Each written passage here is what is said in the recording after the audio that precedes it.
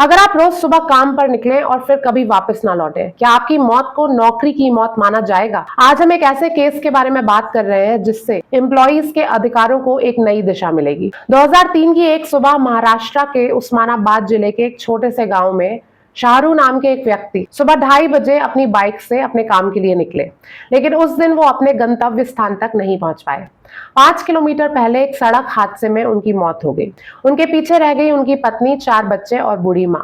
उन्होंने मुआवजे की मांग की और बोला कि ये मौत नौकरी के दौरान हुई है, पर बीमा कंपनी और फैक्ट्री ने कहा कि नहीं, हादसा फैक्ट्री के बाहर हुआ था, इसीलिए ये काम के दौरान की मौत नहीं मानी जाएगी।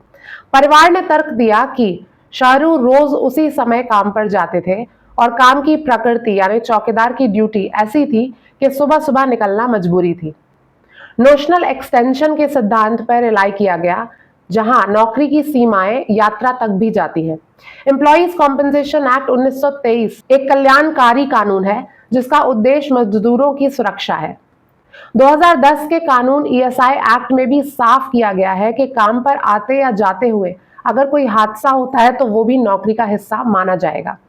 बीमा कंपनी ने ये तर्क दिए कि जो आदमी फैक्ट्री के बाहर एक्सीडेंट में मरा, उसकी मौत हमारे दायरे में नहीं आती। फाइनली सुप्रीम कोर्ट ने इन तर्कों को सुनकर एक ऐतिहासिक फैसला दिया, जहां एक कर्मचारी का यात्रा करना ही उसकी नौकरी का हिस्सा हो, उस यात्रा में हुए हादसे को नौकरी से जुड़ा माना जाएगा। सुप्रीम कोर्ट ने बीमा कंपनी और फैक्ट्री दोनों को मुआवजा देने के लिए आदेश दिया। बीमा कंपनियों को अब यात्रा के दौरान होने वाली मौतों और गंभीर चोटों को भी कवर करना होगा। अपने अधिकार जानिए और ऐसे फैसलों को सब तक पहुंचाइए। लीगल अपडेट्स चाहिए तो मेजरली लीगल को सब्सक्राइब करना मत भूलिए। जय हिंद।